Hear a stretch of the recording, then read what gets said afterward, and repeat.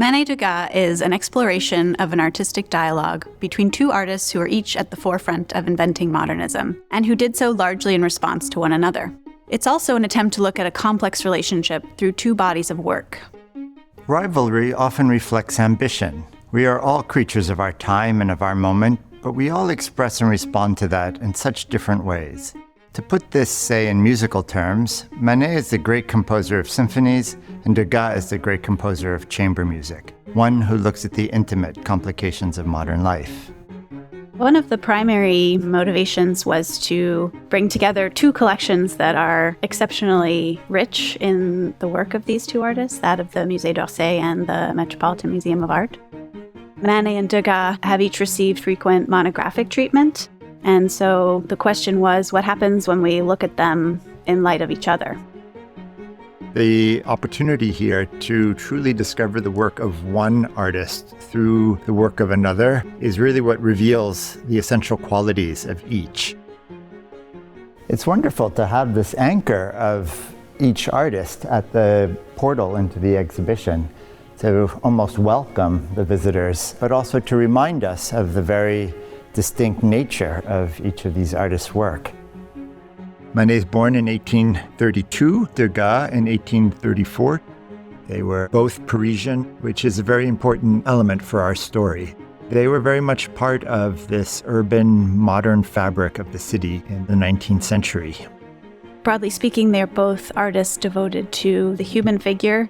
Manet worked on a very large scale, and he's best known for producing paintings that generated outrage among critics and the public when they were initially exhibited, because they challenged expectations about appropriate subject matter and painterly form. Degas' works were more domestically scaled. He's known for his unusual cropping and his experimentation with materials. He's probably best known popularly for his paintings of the ballet, but he's also especially known for being one of the primary instigators and organizers of the Impressionist exhibitions in the 1870s. Degas and Manet are in many ways fundamental to the history of modern painting, but they're also artists who really assess the great tradition of European painting more generally, and the way they frame their own work within that. In the mid-19th century, there was a still dominant hierarchy of genres, which meant that at the top you had history painting, and from there, portraiture, genre painting, then landscape and still life. Both Manet and Degas challenged the idea that one had to work in one type of mode or another, and that's what we see play out throughout the exhibition. So this marvelous group of drawings and etchings points to one of the strangest aspects of their relationship, the fact that Manet never made a portrait of Degas, but we have this extraordinary series of drawings and etchings that Degas made of Manet really at the moment when they were closest in their relationship. I love the way this wall just gives an amazing insight into the many different aspects that Degas captures of his friend. And shows a real familiarity between the two of them. The fact that all of the poses in which Degas captures Manet really are at ease. He's, not presenting himself professionally as an artist, and you get the sense of two friends just passing time together. It breaks down the barriers between the artist and subject. It's really, really remarkable. Manet had already achieved much wider acclaim and was a more established artist. And I think this group of works shows Degas' desire to be close to Manet and to have a record of their relationship. And wonderful to then see on the other side of this gallery, in that salon setting where he shows Manet listening to his wife Suzanne playing the piano. Indeed, this is an even more radically relaxed pose, very strange for portraiture of the time, in fact, and something that Degas continues to investigate, that unconventional posture that might show something of someone's personality or setting. Degas, a bachelor, was very taken by Manet's settled family life, and you can see that captured so wonderfully in the satisfied, dreamy air of the married Manet resting in this white sofa, listening to the musical notes of the keyboard played by his wife. And here we have, of course, one of the biggest dramas of the exhibition. We have the story. Degas, of course, gave this as a gift to the Manets, and then later was horrified to discover that Manet had sliced off the right edge of the canvas, right through the profile of Suzanne. That audacious move is just startling right here when you come into the exhibition. And then Degas kept it. Yeah, I love that. Kept it in that truncated form. We don't obviously know when he added that extra strip. But it certainly happened very late, because we have the photograph from the 1890s at the end of the exhibition showing this painting hanging in Degas' living room. And so this continued to have meaning for Degas throughout his career and after Manet's death. And we've talked before about how in making this drastic cropping, Manet was in fact, in some ways, perhaps completing Degas' work, because he later becomes known for his radical cropping and compositions. So after starting in the heart of their relationship, we want to bring people back to the moment that they met in the galleries of the Louvre in the early 1860s. And we're presenting this etching plate by Manet to evoke this moment of their meeting, because the story goes that Degas was standing in the Louvre making an etching after the Infanta Margarita Teresa portrait attributed to Velázquez. And Manet exclaimed something along the lines of, "How audacious of you to etch that way without any preliminary drawing. I wouldn't dare do the same." It was quite unusual to be working in this technique outside of the studio. Manet himself ultimately made an etching after the same painting.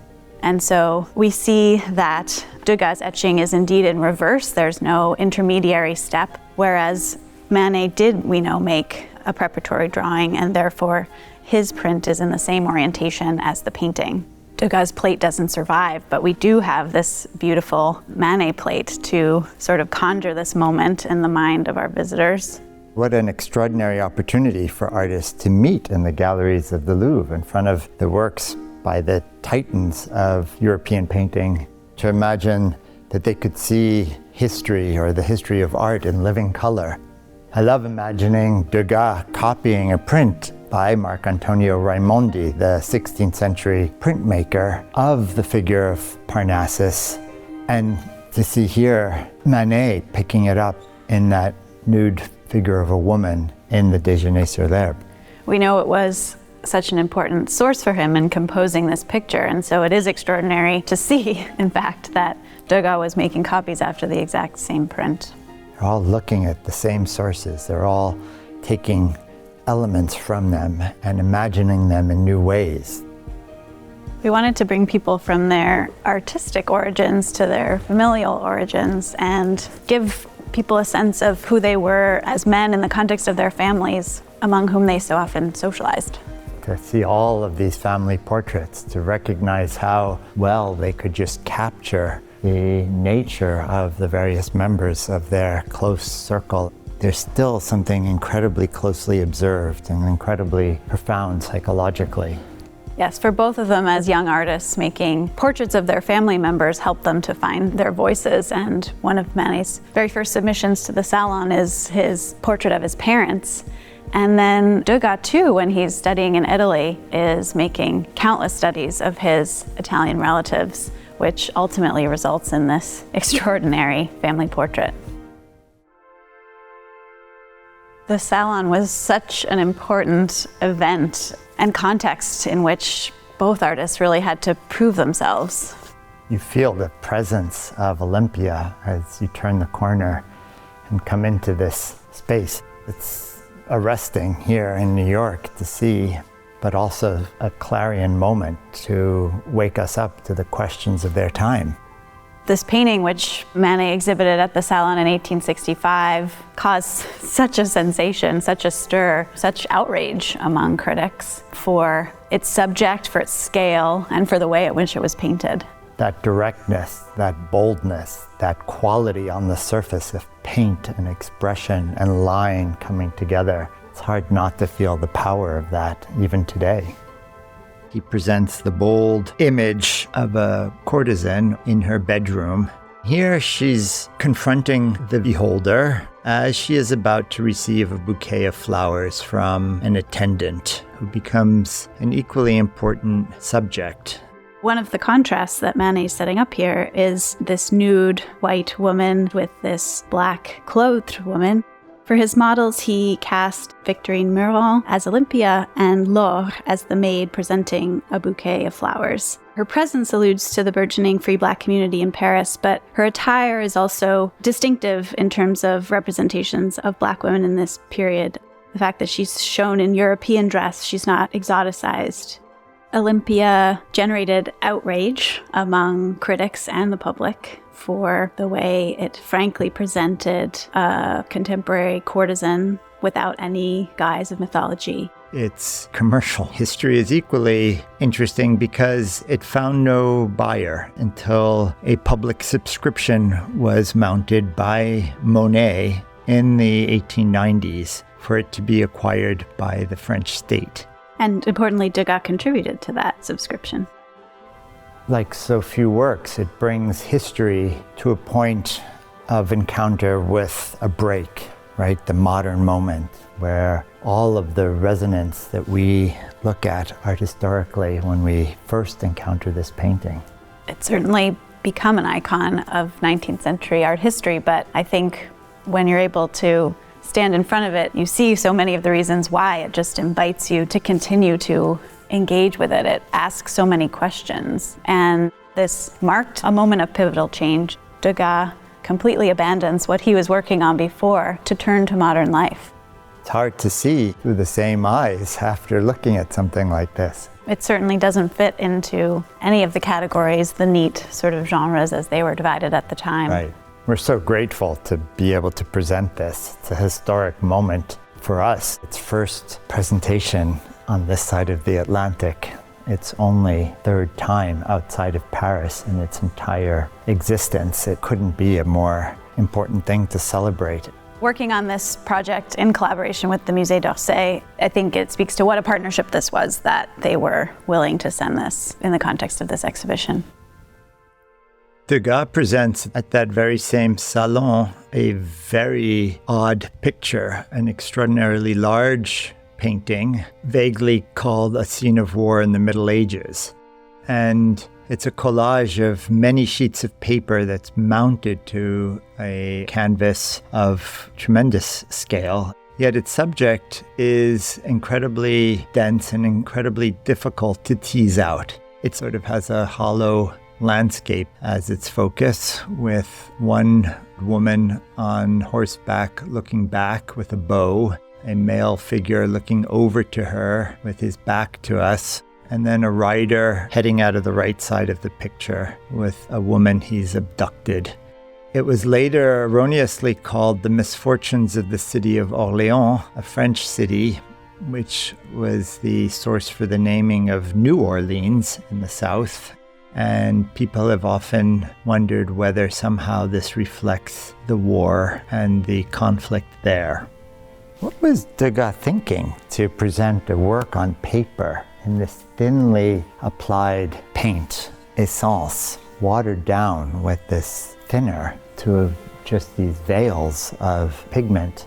It's sad in a way to think of how much work he put into realizing this composition. I mean, we know of countless drawings that he made in preparation for this. It shows him reaching for a subject from history worthy of the venue of the salon, but it's such a strange, unidentifiable subject. We have no critical response to this painting in the salon, whereas obviously the history of art is rewritten with the presence of Olympia. This gallery brings us into the world of their peers in a broader sense, but also looks at how they were really questioning the idea of portraiture. And we continue from this direct dialogue between portraying their contemporaries into their social context of engaging with the Morisot family. It's wonderful to turn the corner here and see the juxtapositions that we've been able to bring together.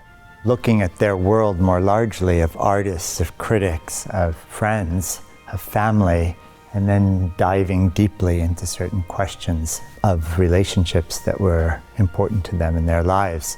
Morisot, Cassatt, other artists who really resonated. So we turn really in the second half of the exhibition to Manet and Degas' approach to modern life, and specifically urban modern life. We move through a gallery devoted to scenes at the racecourse as one of these subjects, and then we have a gallery devoted to works that are specifically Parisian. Paris at this moment has a growing middle class, so there is increase of popular entertainments, including cafe concerts and shops and music halls, ballet, the theater. So these are subjects that both artists turn to. The pair of works that we have set up here evoking precisely the same setting, which is the Café de la Nouvelle Athènes. This is one of the rare occasions where we know that they were working with the exact same model, the actress Hélène André, and I think one of the biggest contrasts here is between their compositions. Degas depicts painter-printmaker Marcellin Daboutin at the right of the composition, smoking a pipe, resting his arm on a table. Seated beside him is the actress Hélène André, who has in front of her a cloudy glass of absinthe. She looks rather weary and dejected in her sort of slumped posture. And despite the company they have with each other, they really seem isolated and somehow alone. The subjects are seated not at the center of his composition, but sort of up in the right-hand corner. And the viewer is positioned behind a table that you see in the foreground. So it's as if the viewer is also there and catching a brief glimpse of this somewhat sad pair. In contrast, Manet presents Hélène André in a more central position. It's a slightly rosier picture in that she's better dressed, but there's also still a kind of wistful or melancholy air about her. At the time, a respectable woman would not have been seen alone at a cafe. So the fact that she's by herself suggests that there's a question of maybe moral indecency here, but Manet leaves the question very much unanswered.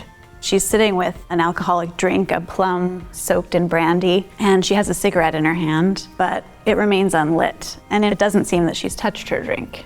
It's wonderful the way her cigarette is just waiting for someone to give it a light.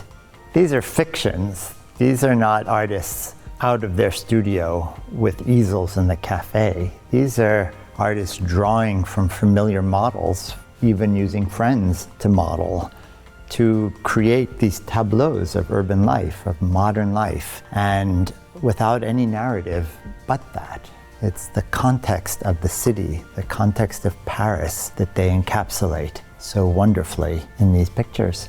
And we can think of perhaps Baudelaire's expression of the modern as being the ephemeral, the transitory, and the contingent, and this idea that, we're catching a momentary glimpse. But it's all very much contrived by Degas in his studio to evoke that. Yeah, it's a sensibility as much as it is a depiction of something.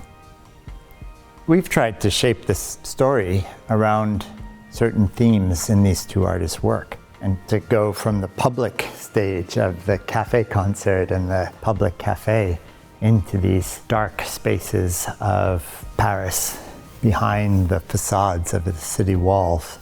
It was important to show them engaging with modern Paris, but equally important to show the continued interest in the female nude, that classic subject of art history, but the way in which they each continued to approach it radically. The last gallery is sort of haunting. People may ask, why are there no works by Degas in this gallery when the whole premise of the exhibition is to look at each artist's work? And it's important to be reminded that everything in this gallery was brought together and collected by Degas after the death of his friend. One of the big questions we started out with was how to deal with the chronology of their lives, the difference that Manet dies so much earlier in 1883 and Degas lives till 1917. And so how does that dialogue continue after Manet's death? And one of the ways is that he was so actively collecting Manet's work. The largest painting in his collection is Manet's 1867 execution of Maximilian, who was the emperor imposed on Mexico by Napoleon III, who, in the face of Mexican forces, was shot. And Manet takes that as an important subject He never presents this painting on a grand scale in Paris. It was seen too politically controversial for Parisian audiences and had only been seen by very few people. After Manet's death, it's found in his studio in pieces, and it's dispersed until it comes into the hands of Degas. And Degas actually restores the painting to its original dimension and brings all the fragments that he could find together as if he's trying to make something whole again that was no longer. I think, don't you, that it conveys a concern for his legacy? The fact that he went to the trouble of finding these pieces and putting together what was a really important work in Manet's career. And I think that he admired Manet's ability to present history, to present his moment. This is not the kind of painting that Degas himself made, but he could admire it through his friend. This is an exhibition that celebrates the work of these extraordinary artists. In many ways, it's a retrospective of each of their work, but it's a dialogue between these two artists. I really hope that this exhibition is resonant for artists as it is for historians to recognize the complexities of art making at any given time. And in relation to other artists. I hope visitors see how this was a relationship that pushed the history of art forward. We greatly appreciate the vision of Laurence Degas, formerly director of the Musée d'Orsay et de Lingerie, and now president of the Louvre, whose longtime ambition was to bring these two giants of 19th century French painting together in an exhibition, and we were happy to collaborate on that. We subsequently received essential support from her successor, Christophe Leribaud, the current president of the Musée d'Orsay, who ensured that many exceptional loans were able to travel from Paris to New York. For more than 4 years, curator Stephan Wolohojian and Ashley Dunn have worked closely with their counterparts at the Musée d'Orsay, Isolde Bludemacher and Stéphane Gauguin, to shape the content of this exhibition and its accompanying catalogue. I'd like to extend my heartfelt gratitude to them, as well as the many MED staff members who played a role in this project, particularly Halle Pierce, research assistant in the Department of European Paintings. A project of this scope cannot be achieved without the generosity of exceptional donors. Our sincere thanks go to Alice Carey Brown and W.L. Lyons Brown, the Sherman Fairchild Foundation, and Harry and Linda Fahd for their significant support.